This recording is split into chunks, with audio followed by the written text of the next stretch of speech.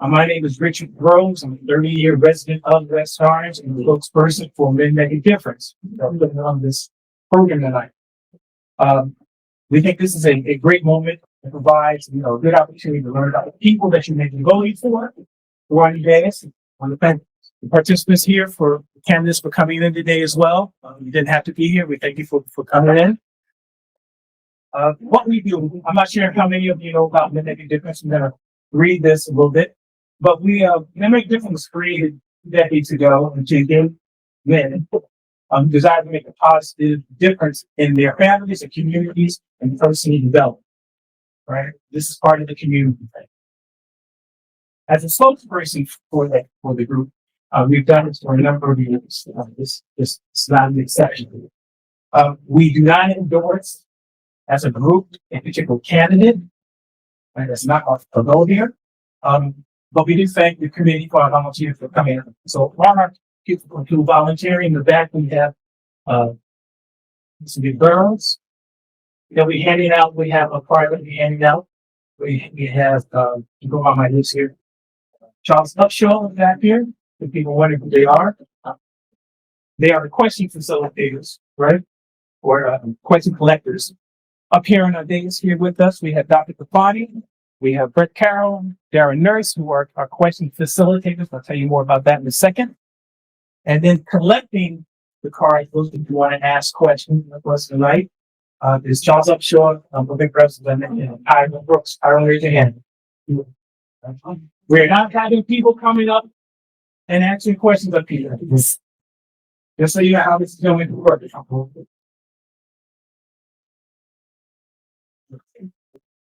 As I said, we want this to be a question and answer period. Right now, we're going to have, when we start, we'll have the candidates introduce themselves. We'll have 2 minutes to introduce themselves, right? We want to say who's going to go first, and at the end, we'll have one of this complete the night bias and address you at the end of the night. The candidates will have 2 minutes to respond to the question. We'll have 2 minutes to respond to a rebuttal. Anyone who's asking a question, the card that you're handing out, you have to write your names and the question. If your name is not on the card, the question will not be asked. Right? We're not trying to do gotcha questions either. Hence the facilitator. You want to keep it simple as possible. Right? Because the goal here is to be positive and have positive outcomes. That's our goal. You know what? The rebuttals again will be 2 minutes if there is a rebuttal against something that is said. The candidate will raise a hand, address me, moderator will determine whether or not they're going to respond to that particular rebuttal. But we're all right? Some people didn't put their name on the question and they want to. Okay. Let it go. So only two? Okay, so it's only 2 people. So everyone else will remember. By the end of the night, this is going to be filmed. Right? It's not being streamed for those of you who are asking that question. If you will make it available for those who want to see the video in full, if after you fill the question and didn't put your name on there or didn't put an email address or phone number, you can do it after if you want to have the film itself. Okay? There's a timekeeper here. Is Dr. Pastor Adams. We'll be doing the timekeeper. I think that's it. Your efforts give the residents of West Orange the opportunity to learn more about the candidates before making their final decision. I've been a proud resident of West Orange for 11 years and a public servant for the Township of Edison for 20 years. As I approach the next chapter of my career, I have chosen to dedicate myself to starting a community I call home, West Orange, by prioritizing public safety and ethical conduct. Making environmentally conscious decisions and ensuring we have organized, thoughtful plan for development in our township.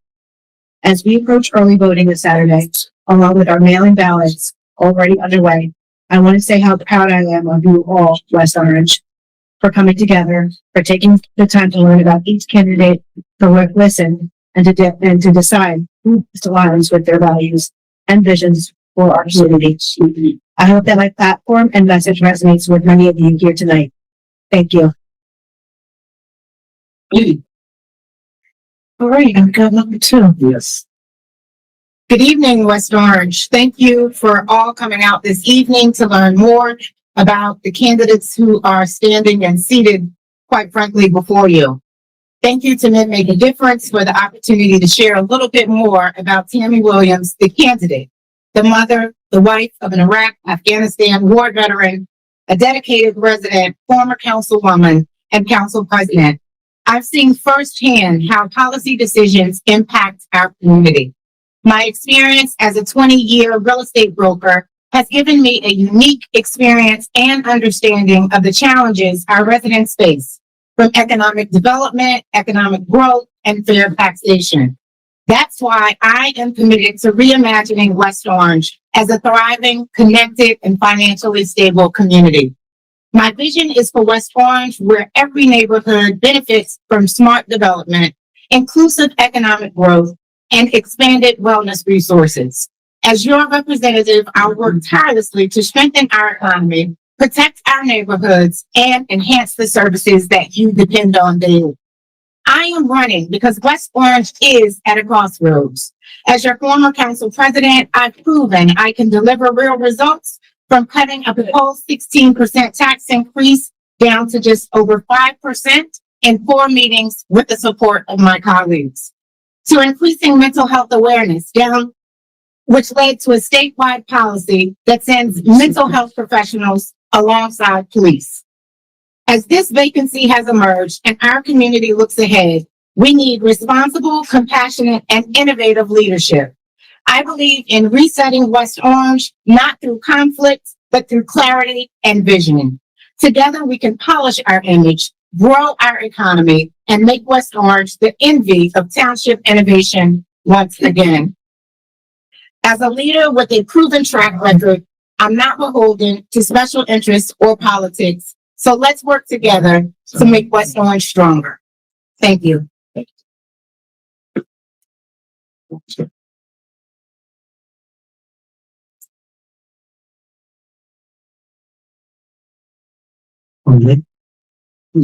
Good evening, West Orange. I am Reverend Bill Rutherford. I'm proud West Orange resident for more than 24 years. I've raised my family here, getting from here at Calvin tonight, and some of whom will be joining us later. All of my children have matriculated through the public school systems, with the exception of the last one, who will eventually. Most of you guys know, in fact, throughout town, I am fairly well known because of the work that I've done in this chamber over the last 4 years. So I won't use this moment to go through all the details that I've gone through in other and past debates.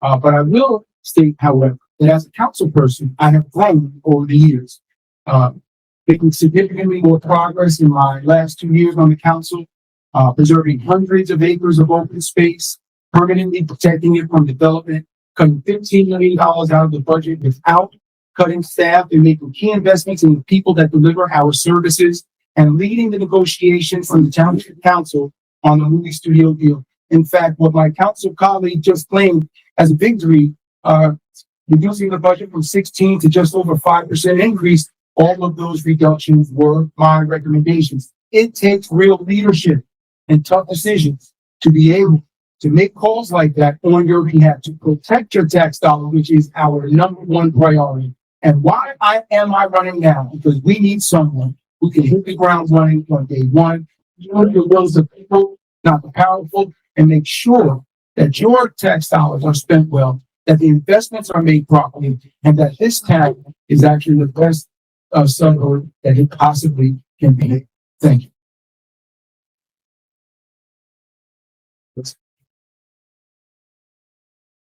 Good evening, West. We're good. Good evening, West Orange, and thank you for Men Make a Difference for putting this on tonight and for creating a truly engaging democratic process here. I want to thank all my fellow candidates who are here on the dais tonight, because I genuinely believe we're all up here because we think we're trying to put forth the best vision for West Orange. So my name is Justin Goldsman. I'm born and raised here in West Orange, raised alongside my mother, who is here in the audience, 2 brothers and sister, as well as my late father, Floyd. I started my educational journey at Redwood Elementary right here in town, culminating with a bachelor's degree in history from the University of Miami, where I served as the commencement speaker, and got my master's degree in education from the University of Florida. in town. I serve on the Scholarship Fund, the Human Relations Commission, and the Environmental Commission. I've had the honor to work for two stalwarts in their own right, Congressman Payne Jr., where I served in his district office assisting residents, including our residents here in West Orange, and his chief of staff, who was Assemblyman Chair, the policy chair of the New Jersey State Assembly, where I helped draft and pass legislation, navigate the state's $50 billion budget, and assisted our constituents. Both demonstrated to me what I think real public service should look like, and I hope that I can be able to emulate that here. I believe West Orange has the potential to serve as a leader in environmental protection, creating affordable and innovative microtransit, stronger fiscal management and stewardship of your tax dollars, and to truly begin to ask the tough questions that I think residents are ready to listen and to hear. I think we need leadership that operates with nuance and creative solutions. But I will say I've lived through my entire life and it's getting increasingly and unaffordable to live here. I'm tired of asking questions that should have answers and being met with crickets from, current elected officials. I offer a different perspective to governance, with 3 decades of lived experience here in West Orange. And I look forward to discussing our ideas on how to put forth that vision for town here in West Orange with my colleagues tonight. Thank you all for being here. Yeah, you just, before we begin, I wanted to, oh, sorry. Oh, Yeah, go ahead. I'm sorry. okay, no worries. No, go ahead. All right, good evening, everyone. My name is Kenneth Gibbons. I'm a lifelong resident of West Orange. I've been here 57 years, so I'm not even figure out my age since I was born here. Proud to have gone through all the public school systems here. Third generation in the family home at Ridge Place, and I'm now raising my own family there as well too, where I grew up. I'm a certified public accountant, a graduate of global management accounting with a master's degree from Seton Hall University. For decades, I've worked with some of the largest audit and advisory firms in the country. I've held leadership roles in those firms. My career has been all about helping organizations fix their financial problems, balance budgets, and make sure every dollar counts, in helping them grow their company. Now I want to bring that same experience home to help West Orange get our financial house in order. We have seen the delays in our budget process, rising property taxes, and now we're facing a multi-year forensic audit. It's time to bring real financial discipline and transparency back to my hometown, our hometown. Just like I do with my clients, I'll start looking through all the numbers, all the data, to find where we can cut this as spending and make smarter choices with our taxpayer dollars. But leadership isn't only about finances and the benefits. Keep going. Oh, yeah, thank you. Sorry. All right, is about volunteer. I volunteered for animal rescue groups. Anything to help children. I'm a proud Shriner, which supports Shriners Hospital. I'm also certified in neuro-linguistic programming, which has helped me and teach me how to listen, communicate, and bring people together. Because at the end of the day, we all share the same goal in the West Orange, great for the next generation. But to do that, we need to get stronger financial foundation. Thank you. I wanted to, before we start the questions, I want to acknowledge 2 of the candidates who are not here. They could have prior engagements, and that was Rod Companion and David Allen Matheson. So I wanted you guys to know that that's the reason that they had prior engagements. Is there a question? Sure. That's the.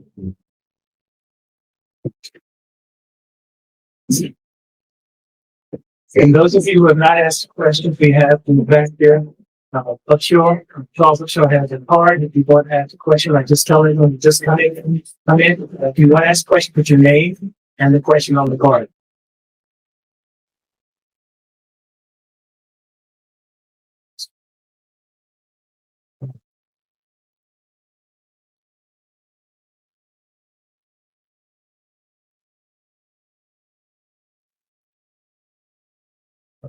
Hold on, for everyone here, I'm going to start on my right. Question: there is a glaring lack of representation in our town. How do you plan to address these inequities and provide space and opportunity for our minority communities West Orange is made up?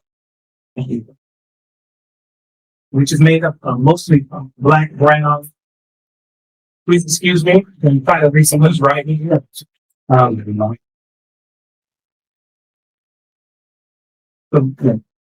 Mostly, but Black and brown community. How would you go about increasing that representation? Think I got the just that question. And I'm sorry because I'm trying to read someone's writing here. So, Sure.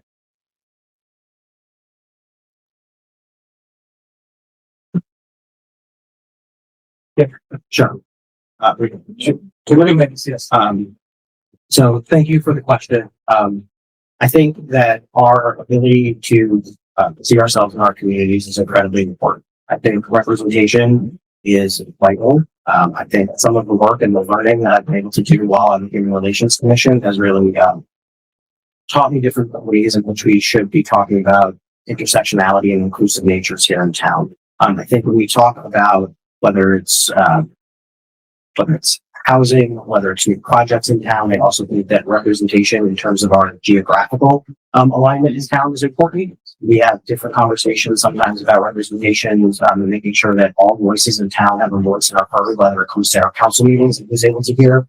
But I think there's real systemic issues that we need to talk about when we talk about our representation, whether that has to do with historic injustices in redlining and our housing programs, the massive racial wealth and housing gaps that we have in New Jersey, where we're one of the worst outliers in the country. Our school systems being one of the most segregated in the country. So I think we really need to start taking hard looks and making sure that representation is not just on the dang stuff here, but also on our institute commissions and our involvement that we have in town, and that we're showing up at different events as well. All right. It's just hard to do without the 2-minute timer. Yeah, Can you turn it around so that it can face us? the only problem is I didn't know what. So that's, Everybody's calling out a minute. yeah, I called down a minute 30. It's very similar to the previous forums where they call out what I'm trying to but Okay.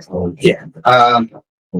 I would say I would definitely be a voice for people that are diversity. My daughter is biracial. She also has special needs. So, working through the system with special needs and found to be challenging. I've learned a lot about it. That's early intervention with New Jersey.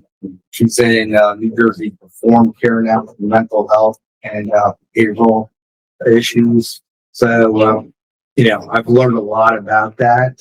And, I would definitely be a voice for those people that are in, because you don't really know what it's like until you walk in those shoes. But I would definitely be an advocate for families such as mine. Thank you. So questioning the lack of representation in our community that is over 50% a minority community of Black and brown people. I think that I sit as the diversity candidate. I am a Black woman that is representative of diversity. One of the advantages of being an elected official is that you then have the capacity to appoint people to different boards and commissions throughout the township. With those boards and commissions, I appoint the people that I have a relationship with and are absolutely qualified to sit in those seats. Last time when I was elected and I looked to see who would I appoint, I did an open call for leadership based on qualifications, based on the committee that you wanted to serve, and that's how I've made my appointments. A diverse candidate is going to bring more diversity to our community. But diversity doesn't just mean Black and brown. Diversity means also socioeconomic diversity. It means diversity not just in race, but there's religious diversity. So I believe that a person who is looking to fill this role should also look to make sure that the persons that you appoint to serve alongside with you must be candidates that are diverse in every aspect of diversity. Thank you. Thank you.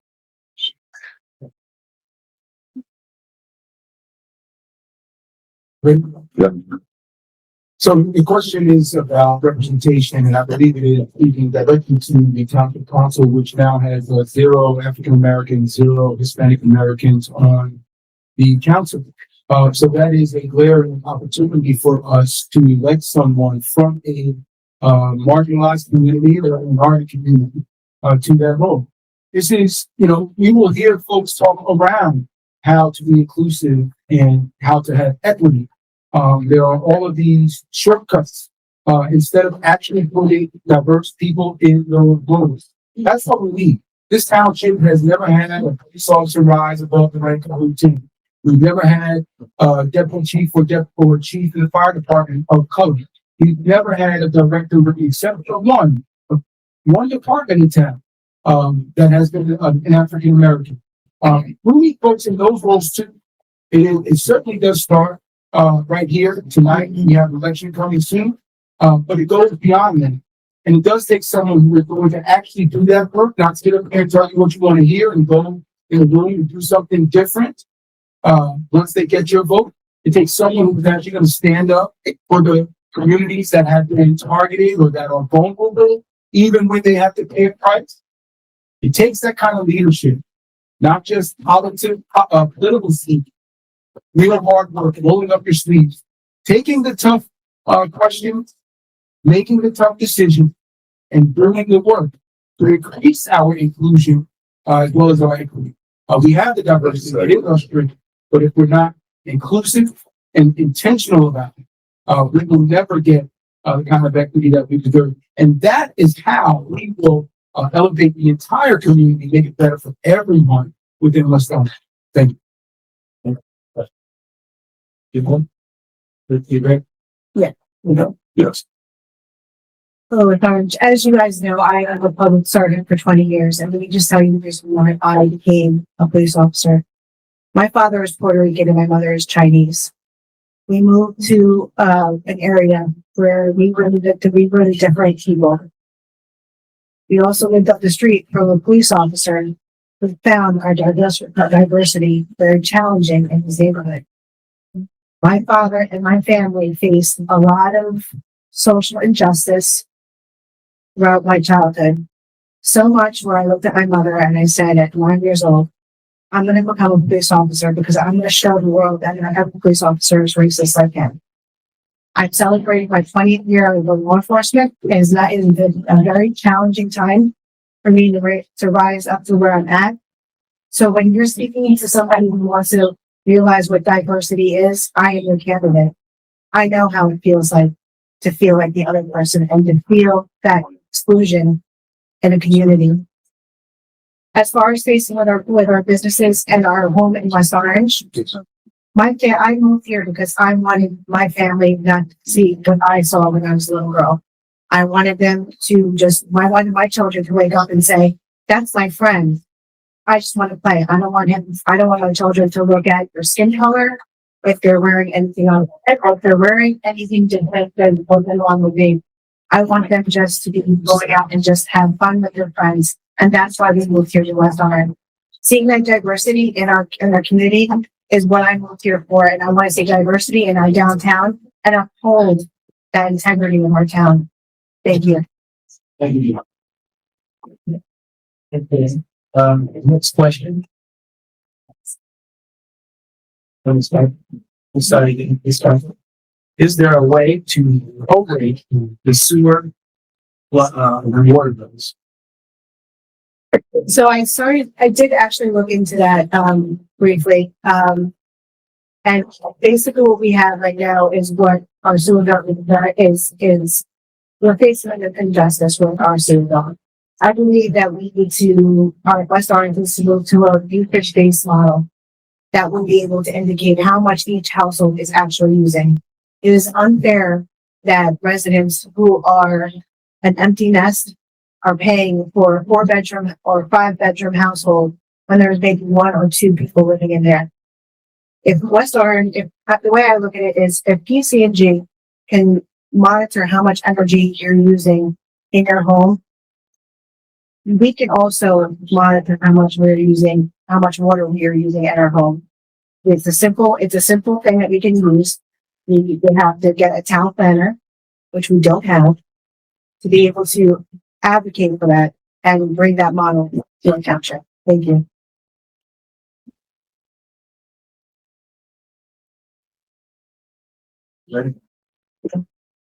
Right. This is a question that has been asked, many times because it affects so many of us in West Orange.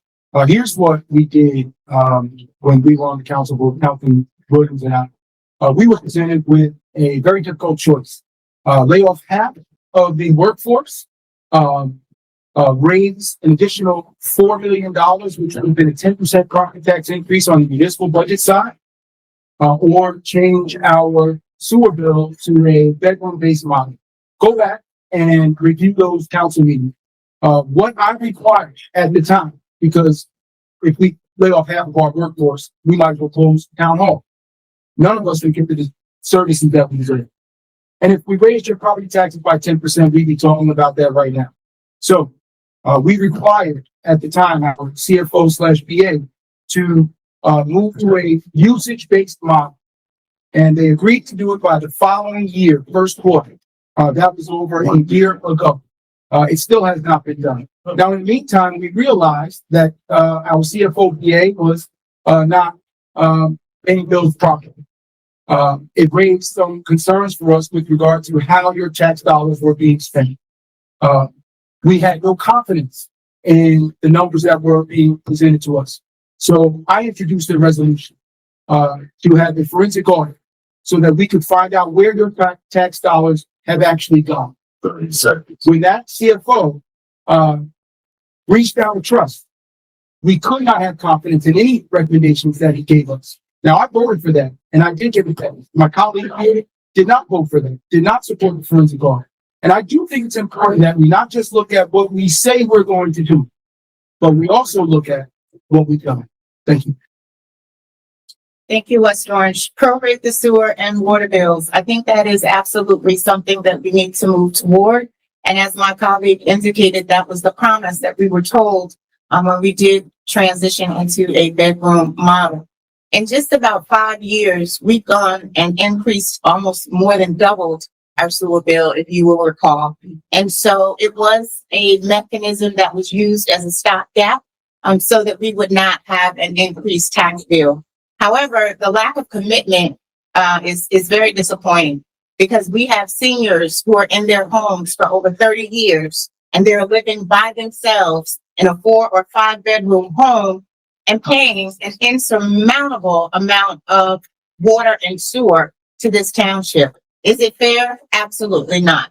How are we going to transition? This is the role of an effective township council, to demand fairness for our residents. Our residents should not have to suffer. And the way I look at it is double taxation. You're not only paying your property tax, now you're paying an additional tax on your sewer and water bill. We must take into consideration the burden that we are continuing to put on our homeowners. There's some things that we can do differently, and certainly transitioning to a usage-based model is one of them. But we also have to be mindful of how we are doing our small businesses as well. Our small businesses are also impacted by this taxation model that we're using. So we have to figure out with American Water for every household, and this is a transition that is done in other municipalities, so we know it can be done here in West Orange as well. It's simple. We're going to charge based on usage. It is a demand that a council must make so that every homeowner has some relief from the burdenous sewer and water bills. Thank you. Okay, listen, this is why I'm running after all these years, because it's bothersome to me. It's not the cost in the town, the sewer bill being one, but very important to me, talking to my neighbors, the property tax increases. I haven't talked to anybody in the valley section where the property taxes, the assessment went up by 20 to 40%, which is ridiculous. Right? Hearing about the forensic audit, since I'm a CPA and a CGMA and do this for a living, it's a much difference between a financial audit and a forensic audit. A forensic audit, there was some misappropriation or some type of wrongdoing, because you now are actually going into a deeper dive than a financial audit. So that's bothersome to me. What was going on? Why didn't we have the proper internal controls in place that we wouldn't have to be facing a forensic audit? They budget $75,000 to initially start this forensic audit. I know for sure, being in ministry, gonna cost us a lot more than that. So besides whatever was going on, the forensic audit, now we have to burden the cost of doing that as well. And that's why I'm running, because I want to get in and able to get all the data and go through it in detail and figure out what we're wasting our money on, like I've done with companies, and make sure that our tax dollars are being spent where it should. Okay. I'm done. Yep. Whenever you- So to answer the question about prorated suitability, yes, we can do it. Just a matter of, do we have the will and the leadership on the council to do so? There's a way about proration, in terms of our water usage as well as our sewage bill that I think are really important. Maplewood, a neighboring municipality, just last year instituted a stormwater utility. Stormwater utility freed up, budget points in their DPW budget so that they're not busy cleaning out leaves and things like that. Our hardworking staff who does that from our sewage bills and the water ratio there.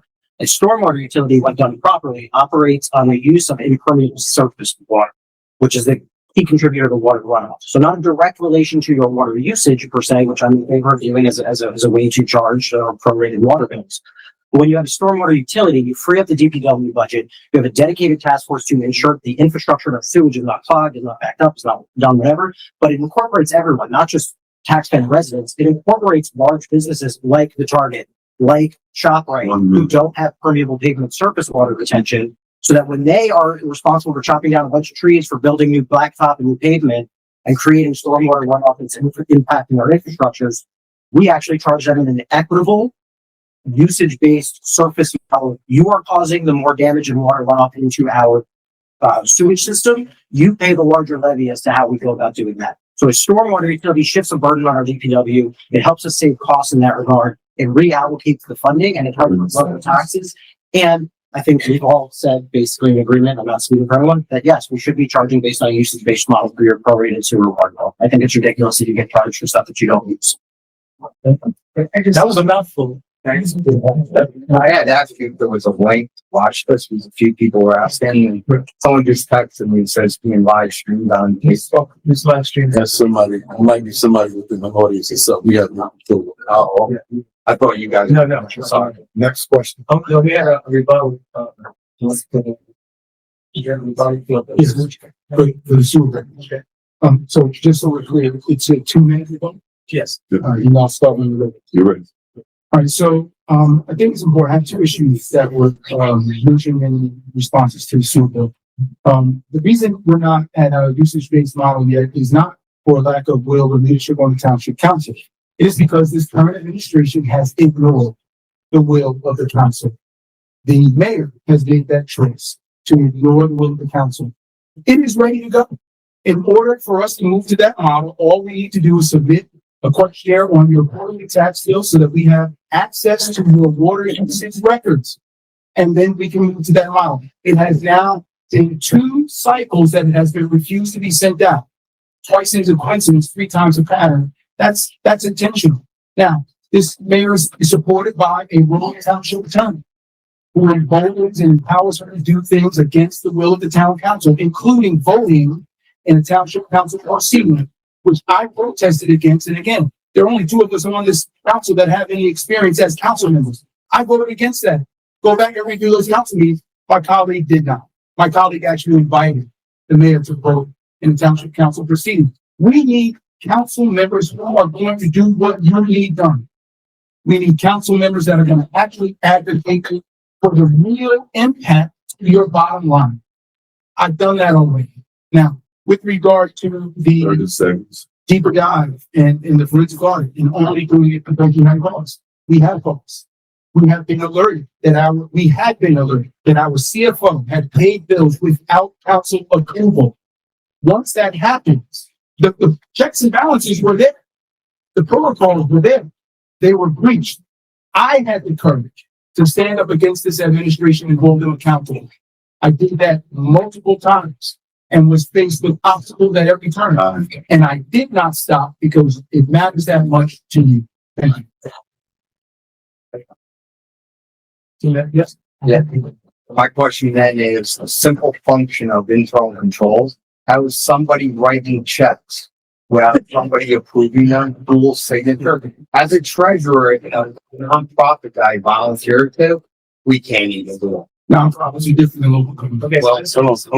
Speak to the audience. What is this rebuttal to the? Yes. So again, my concern why after all this time I'm now running with my credentials is because there should have been internal controls in place so that CFO wasn't able to achieve and do that. That's one of the things. I think you mentioned there was some internal, things in place. So we're gonna go on to the next question. So we're going to the question, not a question on the question. Okay. So we're gonna start on this side. Over here. Yeah. So, to start, like popcorn so that you get to have the first answer and then we all get a first answer? Or? Whatever. yeah, we're just gonna start from everyone's gonna answer the question anyway, so it doesn't really matter. Just start from side to side.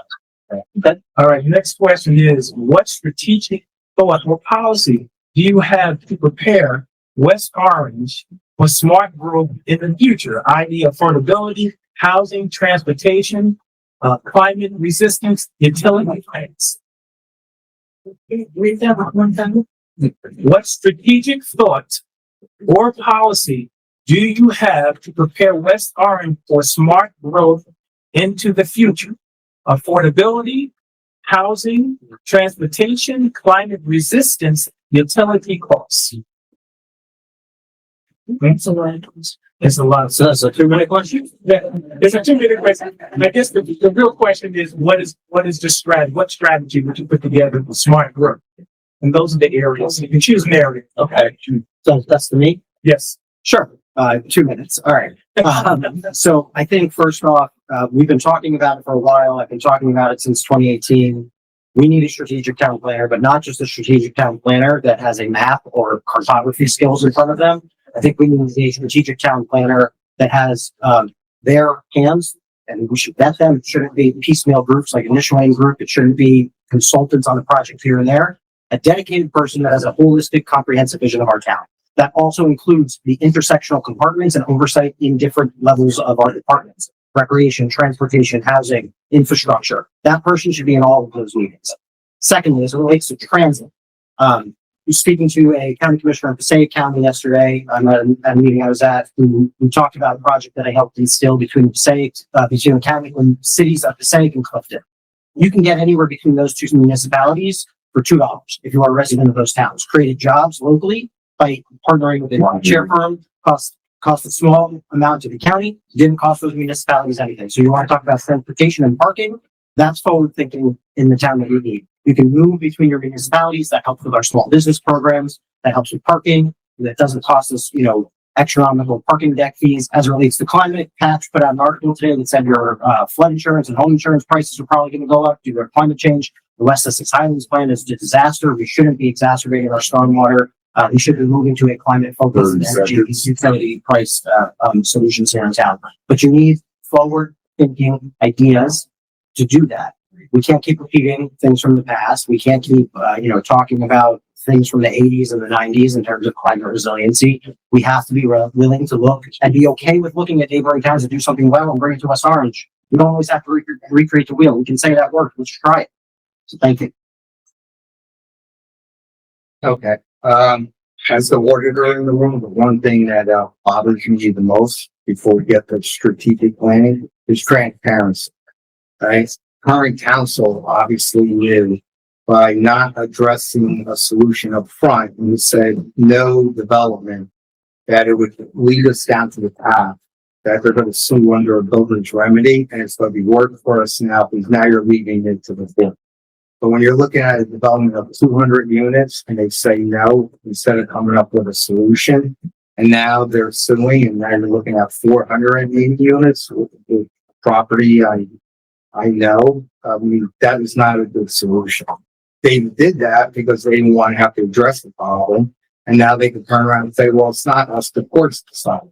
So that isn't smart. So I think when we got to be transparent with the public and know what we're facing, come up with a solution. Is anybody I talked to about this?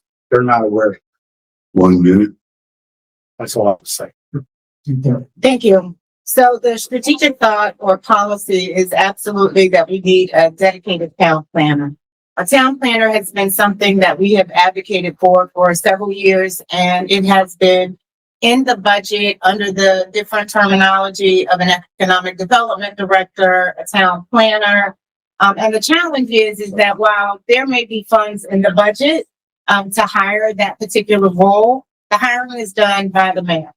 And so you may be able to put the funds in the budget, but if the mayor is not willing to hire those persons so that we can move forward, then we're just left with the same places we are now. And that's with a late housing plan. We have not one. We have no budget that has been passed, and it's almost November. Yes, there is an anticipation to pass the budget now, but we don't have a capital budget and have not had a capital budget for the past 2 years. So we need an administration that is going to look at this community holistically. We need to have our downtown corridor. We need to have our Chamber of Commerce, our Economic Development Department or Commission, all working collaboratively to find out what the vision and the strategic goal is for West Orange. That also should include the residents. We have some very, very intelligent people who live here that are willing to volunteer and support the systems that are already in place. Working collaboratively together, we can overcome some of the challenges, identify the direction that we want West Orange to become. West Orange has a Main Street downtown federal park. We have the Turtleback Zoo. We have several hotels. We have always been known as a destination community, and we need to revitalize West Orange so that people are coming here, businesses are coming here, and opportunity is here. Thank you.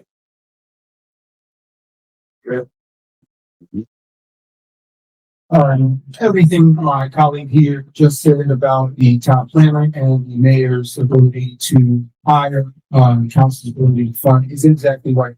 We certainly do disagree on some things. This is not one of them.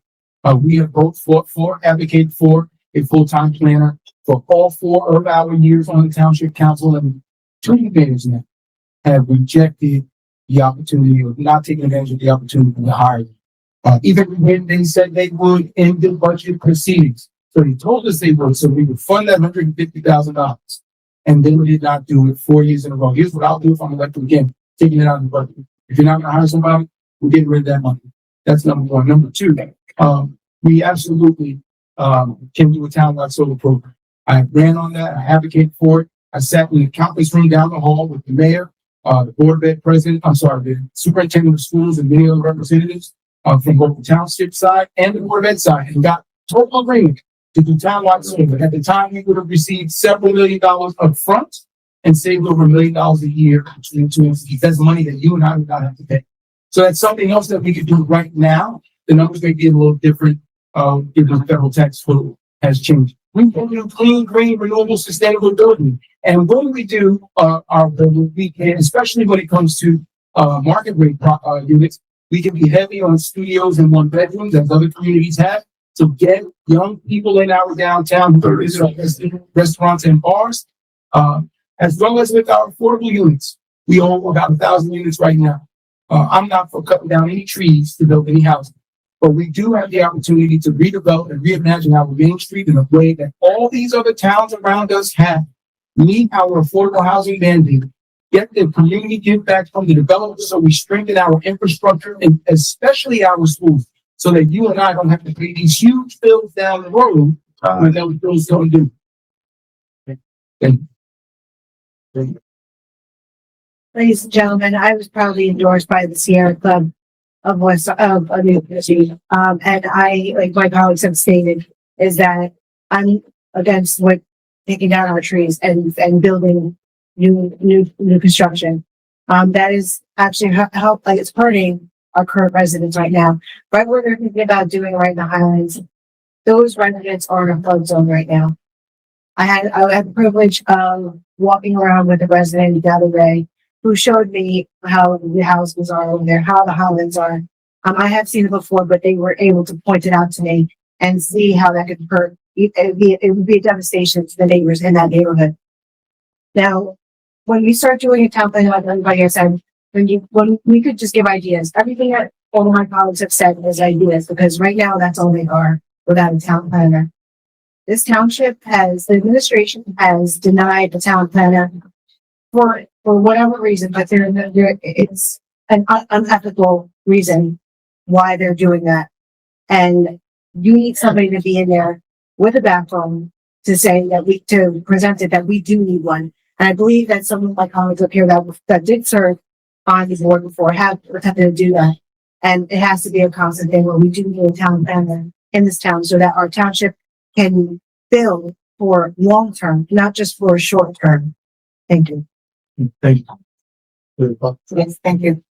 We need someone that's not only going to talk about ideas, but that's going to put action to the pavement. And on Sunday at the West Orange Arts Center Gallery, there will be a session for all West Orange residents, whether you are a homeowner or a renter. And this program through Solar Landscape will give every resident in West Orange the opportunity at this time to save up to 31% off of their utility bill. This is a new program that has been introduced to me that I have gone out trying to find ways where we can ease the burden of the increased utility bills. And with this program, you don't have to have solar panels on your home. All you're doing is buying into the grid. This is what leadership looks like. Go out, find opportunities that will release and ease the burden on our homeowners. Thank you. Let's talk about these first. As far as the solar, like the solar that they're talking about, I have attempted to put solar on my house. Already, we've had 3 people come, and they have told us that the only way they are going to put solars on my house if we cut down 3 trees around my house. So we have chosen not to do that. So we have to also take it into consideration. If that solar program comes into our West Orange, we are going to have to cut down more trees around our house. That's what they told us. That's what they had told us 3 times. So we have chosen not to do that because we want to keep our trees around us. We want that privacy. We need that to absorb absorb all the rain that comes into our house. We also need that for oxygen. So that's all. So maybe I wasn't clear. This is buying into the solar grid. This is not attaching anything to your residence, the program that I'm introducing on Sunday. So you do not have to have any changes to your property. You're buying into the grid and already. Sorry. We have. Okay. So, I just want to be clear. The action was getting agreement on the board there in the township side. We'd love to save you money on your personal home. That's great, but you're paying property tax. And we're going to lower those property taxes or just keep them level for an extended period of time. We're going to have to find ways to cut real money out of the budget, right? We're going to have to find ways to generate real revenue that does not come from residential property taxpayers. Countywide solar is the way to do it. All of the properties that the municipality currently owns and the Board of Ed currently owns were evaluated by a developer. And that developer came back with a proposal. That proposal did not require cutting down a single tree, not one. The only reason it was not done is I refused to allow the mayor to appoint someone as the developer. I wanted her to put it out to RFP, make it fit, open it up to all the developers out there. Let's see what is the best deal that we can get. Because again, at the end of the day, these are your dollars. You know, we can sit up here and talk about all these things, but at the end of the day, every single one of these things has a dollar sign attached to it. And if we're not serious and intentional about how we can spend those dollars and raise those dollars, all of us in here are going to continue to higher and higher property taxes. Our seniors will be priced out. Our young people will be able to come back home and raise their families here when they just started. 30 seconds. That's it. Thank you. Okay. But then before we go, I want to make a note, after it bubbles, just maybe, don't want to come back in and add to, okay? Well, the statement is clear, and I mean, So the only thing I wanted to say and clarify, I am definitely not for cutting down trees. Property that has not been developed. I do animal rescue. you know, so I do run the acres. So all I would say though, we do have people on the council that are already addressing those issues. What we don't have on the council is a licensed financial accounting professional that could do like my colleague was saying over there, you know, looking at the cost of what we're spending on, how can we generate new revenue? I mean, again, the property taxes of what went up in my neighborhood is staggering. I have people now telling me, I don't know if I can say that anymore, Ken, and this is why I'm not. Well, yeah, so just on the concept of, I mean, this was a loaded question with 15 different topics in it, but just on the concept of solar and our utility property, you know, our utility costs. I also think it's important that we talk about collaboration with our different municipal, state, and federal partners. We have people on this council who understand how to navigate grant processes successfully. I know we had a grant writer in town. I don't particularly think that we do that well, since I sit on the environmental commission, and the amount of times I brought grants to the environmental commission and just said, here, and the response I've gotten is, what would we do with that? And I look and I turn around and I said, it's a $75,000 grant. Do something with it. Let's figure it out. Put it to money. It's our taxpayer dollars. When there was a vacancy on the Board of Ed seat, I went to that Board of Ed meeting with millions of dollars worth of grants because I have experience at the federal and state level. And I said, whomever this person is, you watch the video, should be willing to apply for these grants because it saves us taxpayer dollars. So community solar is a great program. It helps immensely with our utility costs. It is good for the environment, and you can absolutely cutting down trees because battery storage exists. So you can do it without cutting down. Next question, about the communities is how do you work to build bridges between communities in West Orange when we witnessed a horrific tragedy on October 7th that tore the fabric of this community? How would you address it? So I have reached out to that community and have listened to, their concerns of what happened. And I think that's what leadership actually do is listen. And also, I'm questioning if there's there were no barriers that were put up to keep a certain community safe on October 7th. I have to look into the law enforcement side of it, being a law enforcement officer, of what their protocol is, because from what I've seen and what I've listened to is that communities are feeling unsafe right now. And me being a leader right now, trying to be a leader in this community and in my neighborhood, is important that everybody's heard, everybody can live happily in this neighborhood, in our community, and feel safe. That is my number one goal, especially coming from a public servant. And the one goal is basically just to listen and also go back and collaborate with our law enforcement of what happened on that day, why certain people were not kept safe on that day.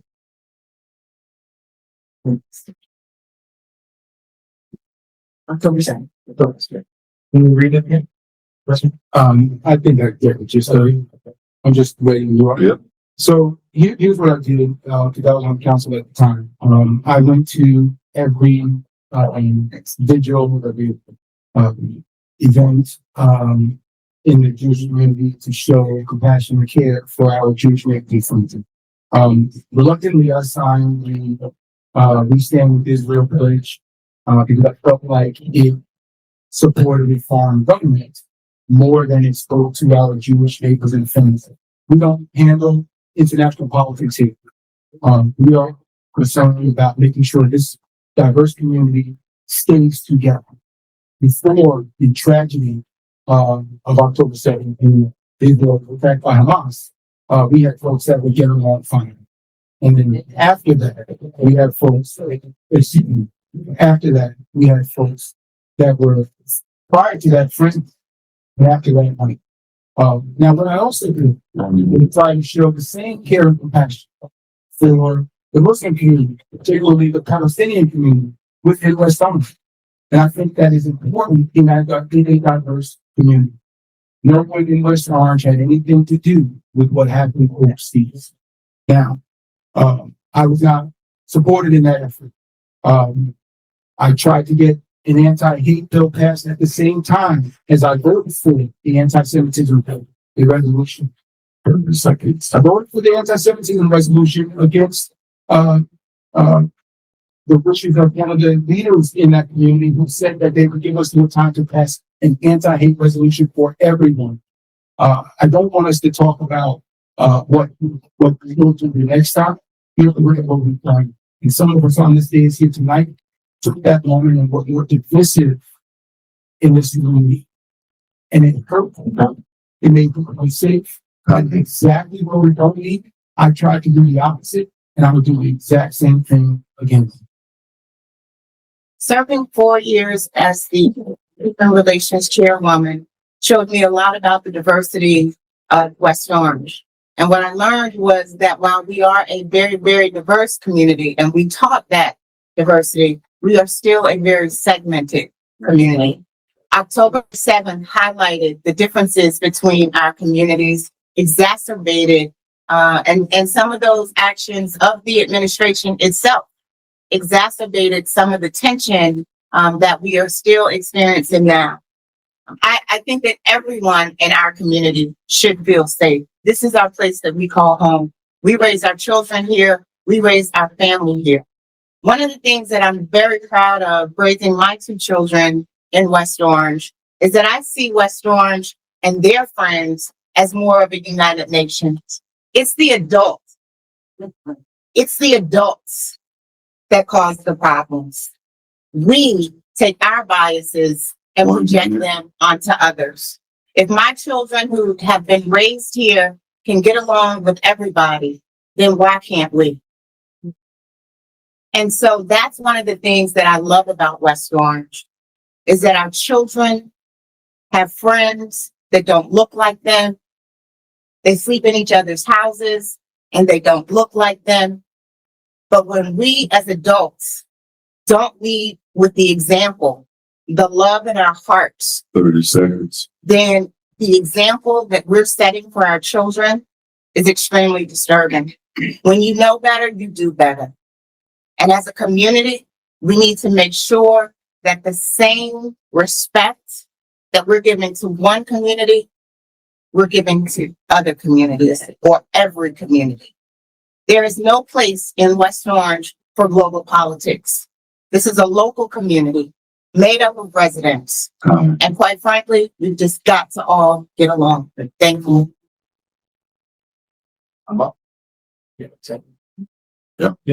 Okay. So what I would say is, this is important to me. I got Jewish relatives in my family. 2 dear friends I saw walk in, Joel and Jack, they're Jewish. My daughter's mother is Filipino, was born in a different country. So my whole family, if I go down the list, is pretty diverse. But why I'm running, there are council members here to address that. It's something that affects all of us, no matter what your race is, what your religion is the cost of living here. You know, property taxes, again, what are we really spending our money on? So what I'm looking to do is to help all of us here with residents. Repeat the question. So how do you work to build bridges between communities in West Orange when we witnessed the horrific tragedy on October 7th that tore at the fabric of this community? Thanks for the question. So I'd like to, appreciate what, Councilman Rutherford said very much so that, one star and anything to do with that. And I think we need to be able to agree and disagree and navigate our spaces here in West Orange, regardless of your political affiliation, regardless of who you voted for in the past, regardless of your ideology or standpoints and things like that. We're all supposed to be neighbors here in West Orange. I know that neighbor can either mean someone who you get along with directly, or it can mean someone who you tolerate living next to. I like to strive to see that we can be more neighborly on the previous example rather than the latter. October 7th was brutal for me. This probably isn't a surprise to a lot of you. Jewish with my brother living in Israel during October 7th, whom I could not speak to for several days. Did not know if he was a hostage at the moment. That was truly a very troubling time for my family. We also have family members here, or we have residents here who are directly impacted by the hostage situation, and we have families here who have been directly impacted on the with the conflict that's happening in Gaza. So I think we need to be able to talk to each other. It's okay to disagree, but at some point we find the common ground of humanity and say, disagree all you want, but we're still living in West Orange. I also do appreciate the fact that we should talk about the issues about property taxes and things like that. Local politics should not consume this conversation tonight. So, I'm very glad to hear, my colleague Justin Wilson's response. That was a very difficult time. And he's right. We don't deal with global politics, at the town council level. However, when we were passing that bill, that resolution, the anti-Semitism, resolution, Justin in particular, and another guest in the chambers were so disruptive and so disrespectful. It was one of the very few times that I had to threaten to remove someone from this chamber. I'm glad to see the book. And I mean, because Justin and I have a history together, and I've defended Justin on more than one case. But we need leadership that is willing to take a tough stance and deal with everybody compassionately, with an open mind and an open heart.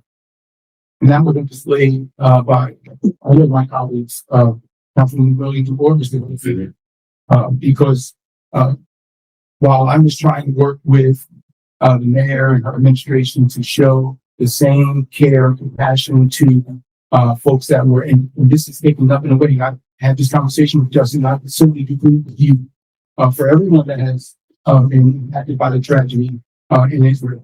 But when I tried to show that same care and compassion to the Palestinian community, I was met with obstacle after obstacle, supported by Council of Resilience, right? Not voting to have the anti-hate resolution. We only needed 2 weeks, and we still don't have one today. It is because it failed by 1 vote. And that vote was committed of this community that she would vote to support it. And when it came time to vote, we didn't get the support. We've got to do that. Look, we got to live here after tonight, next year. We got to live here. And these are the hard conversations that we have to have in order to make diversity our strength. Thank you. First, I just want to say, Councilman, I appreciate that very much, so. And you and I have had, I still consider you a friend, and I do appreciate both of our growth in these dialogue and these processes. As it relates to that meeting, in particular, I sat next to someone who I think was a little bit more vitriolic because he's very passionate about the conversation I first in that meeting, which I can recall and I can recite. But really disagree on that, but I do appreciate the fact that we're having this as a kind of heal the wound moment, because I think it is that we do move forward and work together as a society, especially here in West Orange. So, Councilman, I do appreciate that, and I look forward to you, whatever happens in this race, for working together to help those students. I do. I mean that entirely. Me too. Next question. Yes. Jim. Yes. Check? No, we started. Yeah, she was first. All right, so I'm trying to lighten it up a little bit. The next question is what differentiates West Orange from other towns in Essex County? How do you propose to make West Orange less of a bedroom community and more of a destination town with amenities a la Montclair? Mm-hmm. You know, we're always being compared to Montclair, right? That's always a question.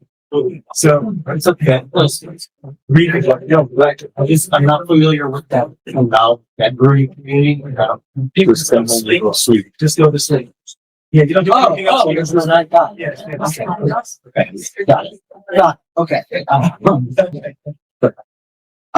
So I think as it relates to making West Orange more of a destination, we talk about the strategic planner, which, as I said, I think it has to intersect into a lot of different components here in town. I think a lot of that, as we work to hopefully collectively as a whole on everyone on the dais to revitalize our downtown areas, parking is a huge issue. Which is why I'm a very strong advocate for the micro transit concepts to alleviate the burden of parking, both for homeowners and for for residents and for our businesses. If you can't park somewhere, you don't want to go spend 40 minutes driving around town to find parking. You can't have a business where it says, okay, dinner's at 6, I got here at 6:40, I have to leave by 8. It was a focus today of a major conference in Flemington. The New Jersey Downtown Alliance Conference happened in Flemington today. It was the number one thing that they were talking about. The need for business revitalization to be adjacent and component to parking and easy access that doesn't require cars. The number one thing, and they said every municipality should be focused on being forward thinking and oriented on this. I wasn't there. I was watching some of the stream, but those are concepts that we need to be having. Those are conversations that we need to be having. We need to also make the process of opening our businesses here easier. We should have a downtown storefront repository that says, I know the specs of this area, 10 feet by 15 feet. I know that's not a spec for a business, but this is licensed and zoned in this area on a website. So you don't have to spend hours and hours and days trying to find where you want to bring your business. The more business we have here and the easier it is to get there, the more likely they're good, exciting businesses that generate nightlife. I'm in this 30s under 40s group in West Orange, and they go once a month somewhere.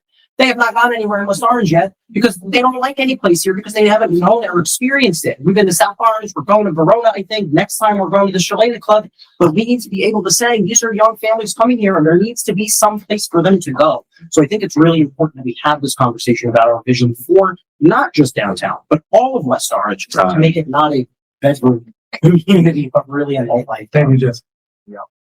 All right. So this is something that's actually important to me. I had a CPA practice years ago here, and now, after being a partner in very large firms, I decided to start a CPA practice here again. And hopefully my daughter, when she grows up, she'll want to follow her father's footsteps, and I'll end up handing over a nice family practice. I grew up here. I remember the small businesses that used to be here. Talking about nightlife, I remember us being very young and going to Creations that was in the town, which was Rusty Stuffer, my favorite eatery at the time, Al's Cabin. Must have lived at the counter. Just tons of small businesses, a family game room up the hill, Pleasant Valley Way. Remember going there with a small kid, Gary's. Round on Northfield Avenue. I can go on and on. None of the small businesses exist in here anymore. They're pushing them out of ordinances. We can go over those ordinances, but I'm here to bring small businesses back to the song. Thank you. Yes, thank you. Thank you for that question. That's an excellent question. So we have to be innovative and forward thinking, and we have to understand what we want West Orange to become. I introduced an opportunity for us to have a Black Inventors Hall of Fame here to take over the Mayfair Farms property that had been sitting vacant for the past 3 years. It had a small component of residential apartments that was going to go with it, 200.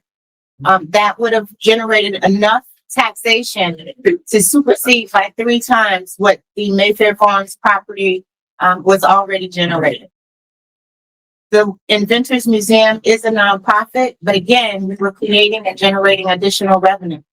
This current council didn't want to pass the overlay zone for that project to develop. I have a 27-year-old child and a 21-year-old daughter who just graduated from Berkeley, Boston Conservatory. She moved to New York because she didn't want to come home because there's nothing to do. My 27-year-old son still lives at home because affordability is a concern and an issue here in West Orange. If our children go away and come home and can't come home but to my home, then how does that work? I bought my first home when I was 24 years old. Granted, it was in North Carolina, but at least I was looking to have my own. And that's not an opportunity that we have for our children right now.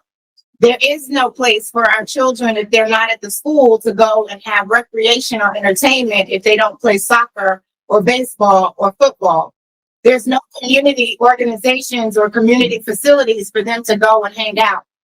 The restaurants close at dark. We just passed a cafe ordinance that allows for no outdoor music in our community. If you go to Montclair or South Orange, or walk to a restaurant, you hear the music. Thanks, man.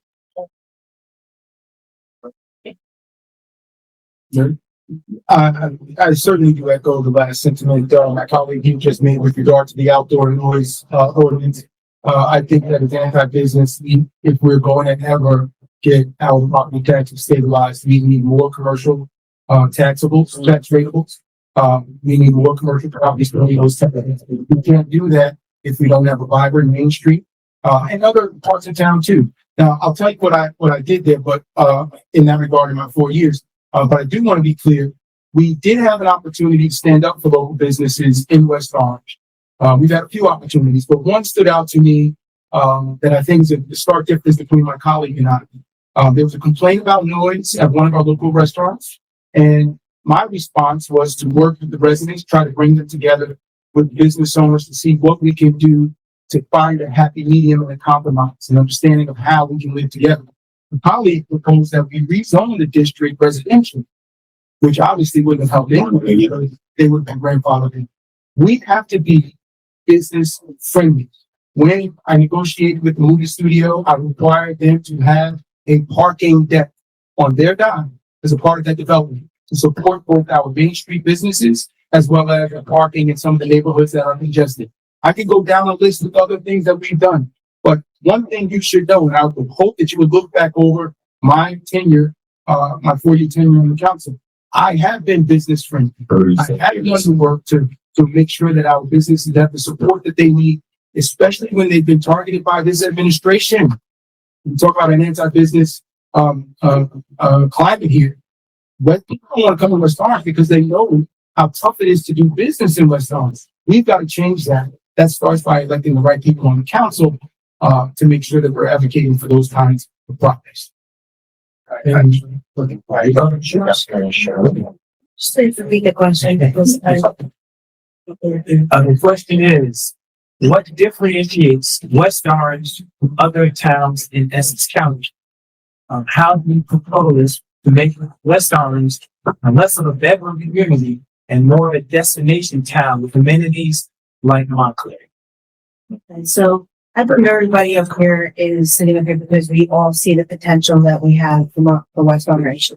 There's a certain kind of magic that West Orange has. I think that we were also voted, we were nominated for the most friendliest neighbors in New Jersey at one point. And when they asked that, I was fairly new in the neighborhood, and I was like, I don't know, I guess we bring in each other's garbages, but it goes further than that. I mean, through COVID, we all came together. I don't know if everybody's on social media, but we all came together, and there was a bunch of women that did boozy berries. And that just kind of brought us all together. It stopped a lot of our depression because we all looked forward to seeing we were going to get sprinkled by a fairy, of course. And what that was that you put your address down, and one of the residents would come with a bottle of wine and gifts and everything for that person. And I thought that was wonderful how we just pulled together with that. It looked just a little bit of light to it. And now bring it how we would promote West Orange to be like Montclair is that unfortunately we do need a town planner, which our administration is basically giving us pushback on. Once we get a town planner and we start developing our downtown and our side streets there with our blossoming business, we will be thriving. Because at one point, Montclair was just like West Orange. I went to Montclair State University, and it wasn't as upbeat as it is now. It was looking like the downtown West Orange. We have so much potential to build up with great ideas, we have great investors in town. We have great ideas. We have smart people. And once we have the right administration in, I think we can be moving forward. Thank you. So I did advocate certainly for a township planner. I have advocated for West Orange to consider rezoning. We have 17 different business districts in West Orange. Some of that rezoning looked at the possibility of having corridors with specific experiences, if you will. So yes, I have looked at how we have the entire township zone and what things would benefit us if we were to make some changes. One of the things that we have continued to iterate here today is that we need a town plan But not only do we need a town planner, we need to streamline our business application process. Small businesses, and we have right now, with Guerrero's Martial Arts Studio, purchasing a business that has an after-school care program for 300 students in this town. But they can't transition from the place that they are because of delays in the application process. We need to make sure that from now on, moving forward, that when you apply for a permit or in one department, that information transfers to every department. We don't have a system here where if I want to pay for my dog license and I have the dog license address change, that it auto-populates to the entire system. We need better automation. We need better processes. Certainly, we need to look at our town and figure out what should go where. But we cannot do those things without someone knowledgeable about planning, knowledgeable about businesses, how to secure businesses, how to entice businesses, and how to encourage businesses to come to our community. Thank you. Thanks for my rebuttal now. Yeah, rebuttal, yes. Yeah, I just want to explain. So as a CPA, I had a lot of clients and I know why they have left. I mean, we got ordinances that make no sense, you know, and I love how the town always says it's the state, it's not us. I'm tired of looking up state statutes to see if it's really the state or is it really on. So, that's very aggravating, you know, annual fees, I already want to call it tax, a license. It's just a lot of work for businesses. I was at the deli over by Metropolitan and they showed me, they said, this little product we got to sell in West Orange, they charge us $2,000. If we move our convenience store to Livingston, we don't have to pay that $2,000. I mean, that is putting the planner aside, that's not enticing businesses to stand here. The martial arts school that she's talking about, I know the owner, right? Sal in the audience knows the owner. You know, when you have the fire inspector failing them and just citing ordinances and not helping them to understand what they really need to fix is ridiculous. The town should be helping small businesses, and if I get in, that's going to be one of my priorities as well. Yeah, one more document, we're gonna continue to move on, get a lot of questions. Wanting to, thank you. Right. Just wanted to, follow on what my colleague, Councilman Williams said is correct. But we need to go a step further with regards to the application process. It is cumbersome. It is difficult to navigate. In other towns, what they have done is appoint a liaison from these businesses to walk them through the various departments that they have to get approvals from or applications from. Other towns have done that. That's such an easy solution to a very complex problem. Having one person to be held accountable for ushering businesses through all the various departments. We can do that here as well, and we should do that here as well. Now, I didn't say this, but Mr. Gibbons brought up the $2,000 fee. And I'm not sure exactly which fee he's talking about, but if it is for villagers, that fee was meant to be punitive. That fee was your local government responding to parents who are concerned about their children getting access to these products and damaging their health. So in that case, it actually is accomplishing the goal because that was something that was raised by parents throughout the community. How can we use our existing code to discourage this kind of product being sold to our children? Thank you. So we're talking about underage. Okay. So we're gonna move on. This is all candidates. We're gonna start. So starting. I order. This is being in tune and involved in the community is important. What have you done in the community, including groups, organizations, committees, before making a decision to run for council, especially before your very first run?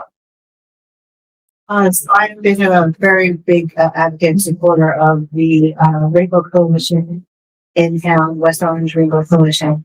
I volunteered with them for about 5 years, and continuing.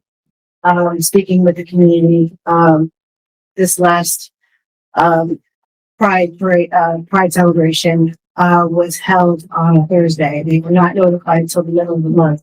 Gay Pride starts on June 1st.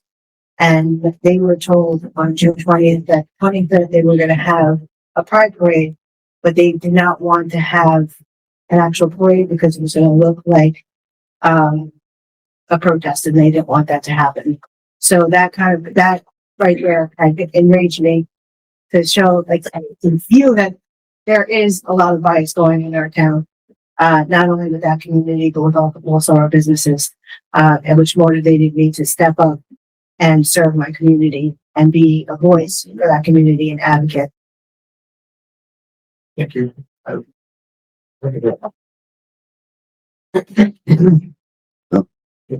Thanks. I coached basketball for the little guys for a while. I remember my daughter was the only girl who was with me.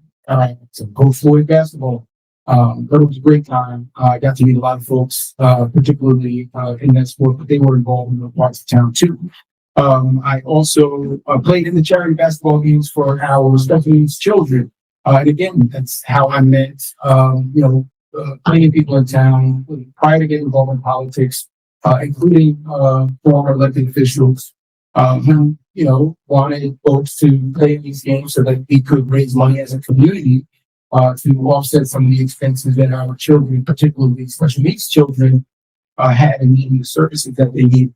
I'm a lifelong NAACP member. I'm very proud to say my father and mother are also lifelong NAACP members, and they got me involved at an early age. When I moved to West Orange, I remained involved. Just got to give a shout out to my dad as a former state president of the NAACP, who did lasting work, some of which West Orange benefits from today. I also attended countless events with my family. I raised my family here. We bought our first house, came home from the hospital on the day we moved in on Renton Road. We still to this day call it Blessing Road because it was an absolute blessing. We even got that house. They sold it to us, even though they had a service. Last thing I'll say is I advocated for issues before the town council and the mayor. And that is actually what got me into elected politics, is seeing the response in particular from my former mayor with regard to issues that this community really needed addressed. I thought that was just, his response was just unacceptable and inappropriate with local government. And that's what was the catalyst for me to get involved. Thank you. Thank you. I am a proud member of Alpha Kappa Alpha Sorority Incorporated. And in the late 1890s, one of the first Black graduates from West Orange High School was one of our founders, Anna Easter Brown. She was a founding member of our organization at Howard University in Washington, D.C. And when I realized West Orange was her home, I asked the township to help and support, in addition with the sorority, us putting a marker in her honor. And so right on the other side of this building at the library is the actual marker for Anna Easter Brown. In addition to serving as the Human Relations Chairwoman and from 2016 to 2020, when I was elected, we did a lot of events to try and bridge the community and different cultures and make us the diversity community that we also brag about. Not only that, before running for election, I founded the West Orange Stop Suicide Advocacy Coalition. That coalition was deeply personal to me because my sister died by suicide when she was just 18 years old and a freshman at UNC Charlotte. Losing her was the most painful thing that I've ever experienced, but it turned that pain into advocacy. And for the past 6 years, we've had what is called the Run for WOSAC, which has brought awareness to suicide prevention and mental health advocacy and awareness. That commission, which has now turned into a foundation, is not about raising money. It's about raising awareness because suicide can be ended and it can be prevented. And so with these things that I've done as far as advocacy is concerned, I've continued to do those things, whether I've been a sitting elected official or just a West Orange resident. We have a celebration called Juneteenth. For the past 2 years, we've had what's called the Juneteenth Film Festival, and that's something that I also curated. Thank you. Yeah. Any question? Read the question one more time. Being in tune and involved with the community is important. What have you done in the community, including groups, organizations, committees, before making a decision to run for council, especially before your very first run? And as far as the community goes, spent a lot of time, with the West Orange Rotary, back when they met at House Cabin, went to Mayfair Farms, did a lot of work that in West Orange. I mentioned that, I'm a Shriner, so that's even for West Orange and some surrounding communities of children that can't afford to pay for medical care. Basically we pick them up and we drive them down to the Shriners Hospital in Philadelphia. We raise money for it. It's a lot of money that all the local libraries raise for that, but that's good work. Done plenty of animal rescue.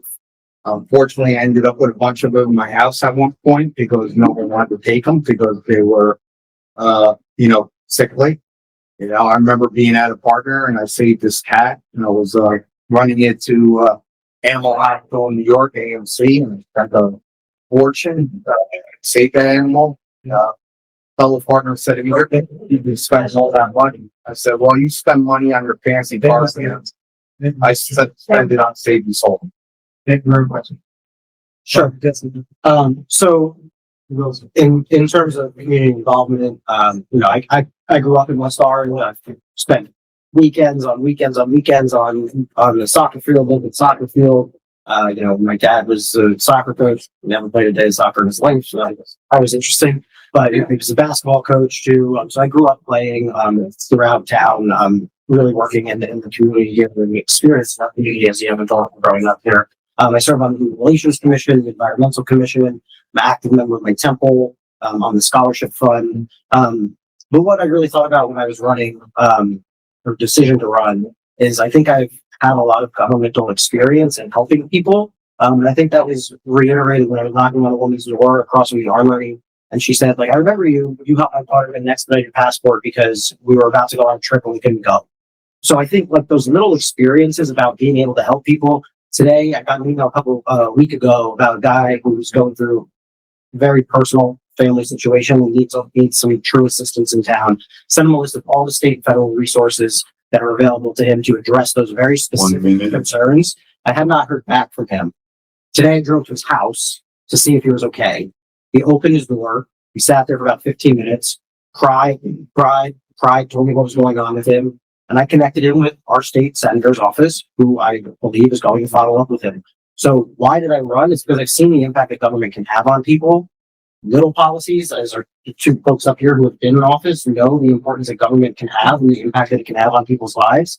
And I wanted to be able to touch upon that because I love this community and I think it can offer it something. Thank you. Thank you very much. Okay, we are very important. So I appreciate you asking about the charity work and the community work. I started explaining all that. But again, my reason for running is no one on the current council has any financial audit, licensure. The reason you're licensed is you're held to higher standards by the state. And I'm running again because there's no one there to help us with our financial mess. This is really about your participation in these. Well, So I want to move on to, because there are other questions here that will be asked. Also at about 8:45, we're going to start the closing statements so that you can get out there at 9. This is not going to be at 10 o'clock, 11 o'clock, 12 o'clock, 1 o'clock. So it won't be a council. They're not doing that. So I just want to make note of everybody that started looking at the watches and so forth. When you get out there. All right. The next question, and we start on the right again. So the question is, the government is talking about changing things with regards to Medicaid and Medicare, which will affect the special needs community. What are your thoughts and how will you work to ensure that special needs individuals are not hindered at our town level with services and activities they have? Sure. So thank you for the question. I was really honored to be invited to participate a couple weeks ago in a forum that the West Orange CPAC put on to specifically talk about some of these issues. government shutdown impacts some of this conversation a little bit, especially with the firing a lot of the Department of Education staff that specifically addresses the special needs population. But one thing that I do want to really stress is that I'm not a member of that community, and I do not want to speak or make promises or advocacy statements on behalf of the community that I'm not a part of. I want to listen to what that community needs, and that community may differ from today than it will on January when whoever the new council person is sworn in. What I think would be helpful is to have a commission on disability advocacy, just like we have in the Votes Caucus, we have different commissions, because the disability community in particular intersects so many different ways in our departments, from rec, from transportation, 1 minute. infrastructure. But I think that's really important that we have an intersectional approach to how we address very specific concerns that may be there. And I'm not a parent. I'm not a parent of anyone with special needs. I'm not a member of that community. But I think it's important that we are willing to listen and advocate for the communities that come to us with concerns. As it relates to Medicare and Medicaid, I've navigated those processes at the state level. I've held the Medicaid budget in my hand. I've held the Medicare budget in my hand. Those are important things that we need to be able to do. And I know how to navigate those processes from the state level. That impacts us locally here, whether that's funding that Sioux Falls Health will get over there, or that's funding at University Hospital will go. I've held the $56 billion state budget in my hand, and I've fought to keep our insurance programs and our healthcare facilities open and functioning. And hopefully we have systems in place that navigate these expected cuts. Okay, this is something that I've been going through because my daughter has special needs. I don't qualify for Medicaid. It's obviously important that people can get care. That's why I'm a Shriner, to help people that need medical services for their children, but they can't afford it. But I will say this, one thing I've learned, we have to do better within the town itself.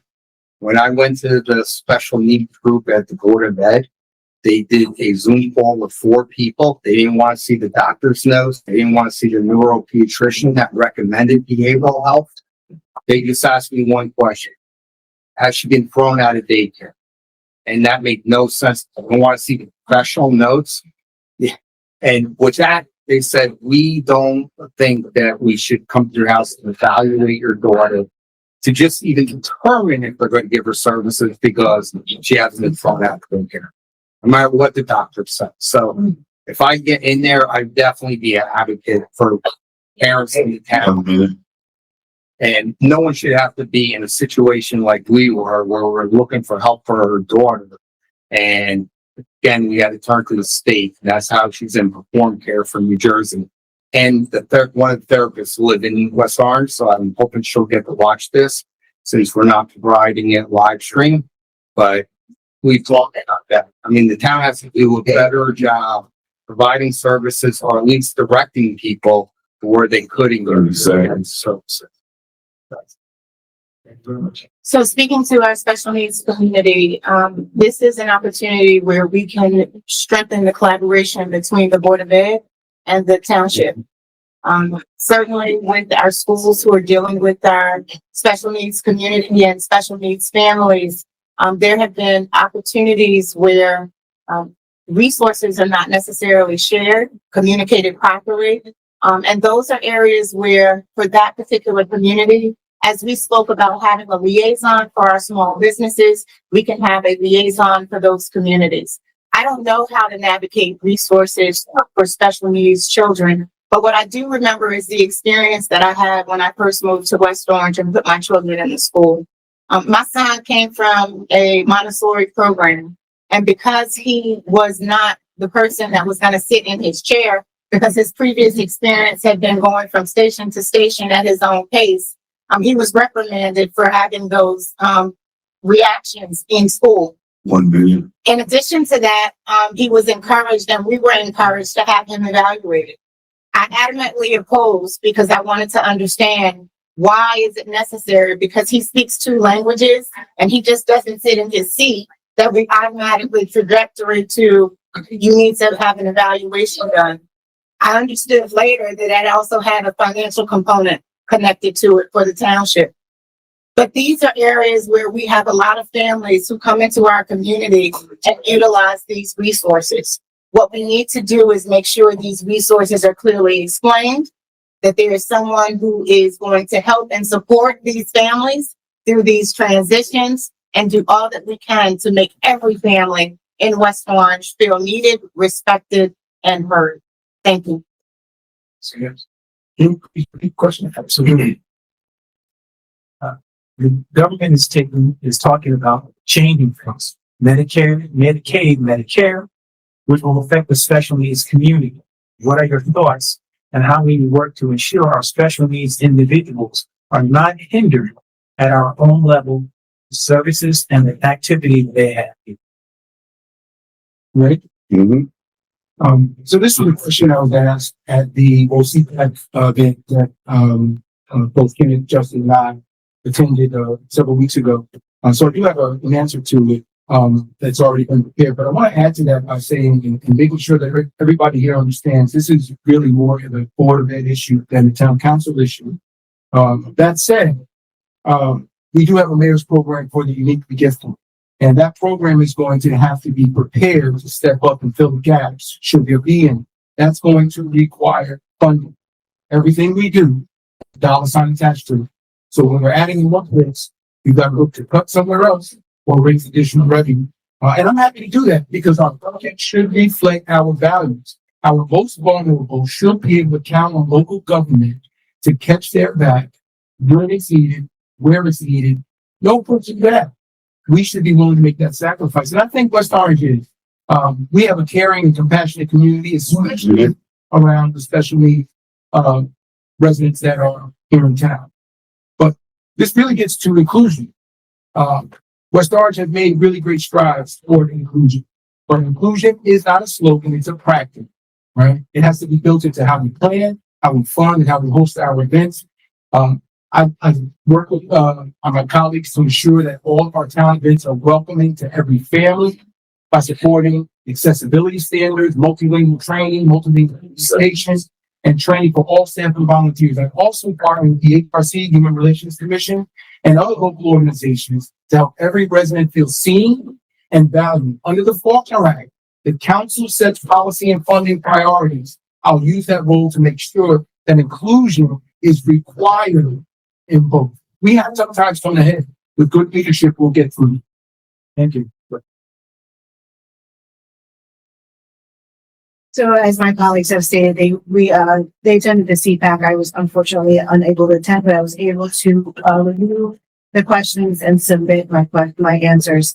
I do come from a family. My niece has 3 children with special needs, and I have very close friends that have children with special needs that we travel with on a yearly basis. And speaking with them and speaking with my niece, there's not one set answer to address for the special need program. Every individual is unique. So you can't just give one whole basis answer for that community because everybody's unique. Like Bill had stated, this is more of a Board of Education policy, not for the town council. You would have to review the Board of Ed, the parents, and also professionals. I would recommend that you would have the employee of liaison from the state to work with us as these cuts are being taken through each town, that we would have a state liaison to help us move forward as a township to make sure that those resources are still upheld. New Jersey is known to have the best resources for special needs. So I have full confidence that along with these cuts that we will be okay. And as long as we can have a liaison with us to make sure that we are at up times with the cuts, we will be able to substantiate that. Okay, now I'm ready to send So I'm starting to get tired of looking at state statutes, but under the state statute, you could do share services with the town and the Board of Ed. I mean, both would have to agree, and it's limited what you can do. I also think, just like I've done in big firms with all the different divisions and departments, you have to collaborate. And I think we should collaborate with the Board of Ed, because I think we all want the same goals. We got a resource right in town, someone that lives here that works for Form Care. We should collaborate with her, the state, and come up with a solution to help all the residents. that have special needs kids. I think of also importance is understanding the direct impacts of cuts to Medicaid, especially as it relates to our local providers, whether those are DSP providers or healthcare providers in general. A big issue that the state is currently facing right now, and I understand we have a governor's race, I'm not getting into that, but the big issue the state is facing is they just changed last year their assessment criteria for DSP providers, and a ton of DSP providers in the state are no longer being adequately funded or approved because the assessment to do so changed. So you're being denied for providing the same services because you're getting different forms and you're confused to how to fill those out. So those Medicaid cuts are directly going to affect some of our providers. So it's important that we as a town are also willing to work, as stated, with, having someone in town to help people navigate processes so that we don't have a situation where providers are cut off because of cuts to Medicaid not because of their service, but because of issues on their applications that they're not used to seeing. So those Medicaid cuts are not just real in terms of dollars. There's also changes to the provisions as to how those are allocated that we need to be talking about. I want to say we're probably not going to get to all of them because I apologize in advance. I'm going to have one last question and then we're going to go to. Sometimes go to the. So I guess I didn't see the time. So we're going to go to closing remarks. We started with me. So that's going to just want to get these birds and stuff. Yes. Great. So tonight, this is what our local democratic process should look like. Civil, an exchange of ideas, a little heated at times, but I think all in good faith. And we have nuanced engagement with each other. Passions aside, I think this was a representation of a direct and collective effort to try to make West Orange better. I want to thank everybody up here for putting forth their vision for the town and for, I genuinely believe, doing what they think is best for us. But I think we're at an inflection point. We can continue to do things in the same way with rinse and repeat ideas and talking points. But nothing changes if nothing changes. We have an opportunity to move the current council in a new direction. I would like to offer myself to that ability as someone with governmental experience, with 30 years lived experience in town, but also a younger perspective in town as to how I can navigate those issues, like 30 and 40-year-olds not wanting to come there because it's a bedroom community. I'm also incredibly willing to be a collaborative individual on our council, to build West Orange, where regardless of race, religion, or sexual orientation, you feel included and welcome. And I'm running because I truly love West Orange, and I promise to listen, to engage, to ask tough questions that I think really need to be asked, because I'm tired of residents hearing and asking that we can't hear you, whether literally at council meetings or because they're not feeling that their voices are being heard.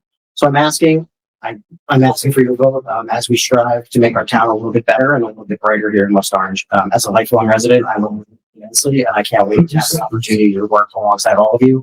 Win or lose this election, I'm looking forward to working with all my colleagues up here to making sure that West Orange is the best it can be. Thank you all for being here tonight. It means the world. Okay, again, I think everybody knows why I'm running. I guess you have to ask yourselves, all these services are great, but you have to have a strong financial foundation, because every service that we're going to do, which is the house, it's all going to fall apart if we don't strengthen our financial foundation. If everybody thinks the town's been going in the right direction, then you have choices who to vote for. I'm here with a licensed CPA. I'm a CGMA. I'm willing to spend the time to get involved and be on the council to make sure we can go through our financial house and right. And that's why I'm running. After 57 years of living here, I said, from hearing all my residents, enough is enough. So I want to use my expertise to help my hometown, help all of us.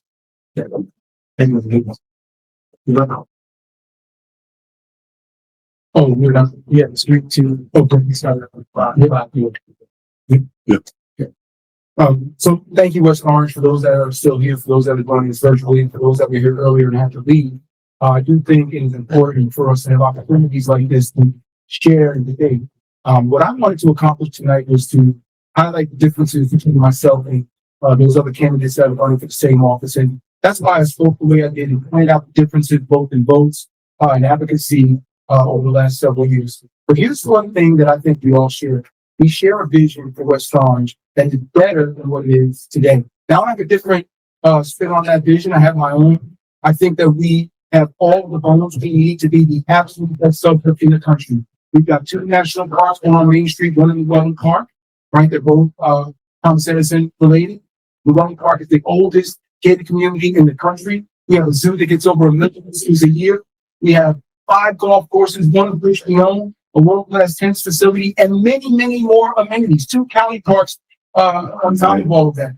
We have the bones. We just need the leadership and the vision to take what we currently have and move it to the next level. The biggest opportunity we have in town to do all of these things is it lies on Main Street. We can develop that together. It gives us the property taxes from commercial taxpayers we need to provide some relief to residential taxpayers. And it gives us the amenities we need to stay in town and spend our own money, but also attract residents from other towns to come here and spend their money too. We can do this. It just takes leadership that's willing to listen to everybody, take the best ideas no matter where they come from, and be willing to roll up their sleeves through the hard work to make sure that we don't just talk about it, but we bring it to fruition. I've done that work already. I'm asking for your help to finish the job. Thank you, West Orange. Thank you. So thank you this evening for all of you coming in to make sure that your voices are understanding who the best candidate for election is for this 1-year term. Tonight, you've heard about the challenges and the opportunities that West Orange offers. Taxes, housing, downtown revitalization, and the need for stronger leadership on the council. My record shows that when West Orange faces crisis, I step up, I step in, and I work across the aisle, and I deliver results. I've done it before, and I will do it again. Each of us are all committed residents. We bring fresh ideas, and others bring tenure. But West Orange can't afford a learning curve. This 1-year vacancy demands someone who knows how government works, who has the relationships, and who has already led us through tough times. Whether in office or as a resident, I have never stopped serving. From PTA leadership to the Human Relations Commission, other commissions and boards on the council, from founding a suicide prevention coalition to being elected as the first Black councilwoman and councilwoman president. My continued service and current work as the secretary of the Chamber of Commerce and as a board member on the West Orange Arts Council shows that my commitment to West Orange is strong and unwavering, with or without a title. What I would like to see us do is to continue to collaborate with the county and state for funding incentives that protect seniors from high costs, to work with environmental advocates and residents on green infrastructure projects, and to reset development standards to reimagine growth that is environmentally responsible. With the future in mind, I hope to reset the council culture, to rebuild trust and efficiency, to work with all members of our community to have a consensus-driven solution to move us forward. And on or before October the 4th, I ask November the 4th, I ask for your vote and your support. Thank you. So, Thank you. West Orange, as we conclude tonight's debate, the choice is clear. Returning to flaws and failure or proven public servant with a track record of positive success. I'm ready to lead, act ethically, and remain trustworthy. I will do the right thing, be a unifying force, and serve our wonderful community. My friends, I assure you that I'm ready. I bring 20 years of public service, a strong background in conflict resolution. Something I've learned is absolutely essential in both local and large government. I also bring strong organization skills and a healthy dose of humility. Our township deserves a professional planner, a new attorney, a full-time business administrator, that applies taxes and smart, responsible growth. Something I've seen our current administration overlook for far too long. I bring a focus on public safety, accountability, and then community connection. I may not be a familiar face from the past elections, but sometimes change is exactly what a community needs. New energy, new ideas, and a fresh, untainted perspective. I'm someone who is willing to research and learn, and most importantly, listen. I'm determined to be the people's voice. This is why I want to earn your vote November 4th. Thank you to the men who make a difference for hosting my fellow candidates. I want to address my candidates. You all have been so positive throughout this whole, debate and throughout this whole journey. It's been a very overwhelmingly heartwarming experience with you all, and I want to thank you for bringing that positive energy here, because I know that politics can sometimes get very messy, and you all have been a breath of fresh air. And most importantly, I want to end off by thanking my husband, who is currently tucking our children in bed, as I'm here with you all tonight. So big bravo to him. It would be my honor to serve you all, West Orange. Thank you. Okay. What is it? 2 minutes. 5 minutes. 5 minutes. 5 minutes. So what's You know, that's it. Yeah. So before everyone leaves, at first I want to thank as spokesperson to everybody who took the time, because we know your time is valuable. And everybody here is part of this community. And when you show up, you show out. And that's why here we suggest if you, whoever you are supporting, go to their website, get more information. But one thing, come out and vote. If you don't come out and vote, don't complain. And that's what this is about. This is about hearing what people have to say. I want to commend everyone here too for being a positive, respectful, question and answer period. That is this foundation what we try to do. So again, I want to thank all the candidates here in Charlotte over here tonight and your time. I want to especially thank the community. I want to thank the other people who are assisting us. And this is going to make a difference, and have a great night.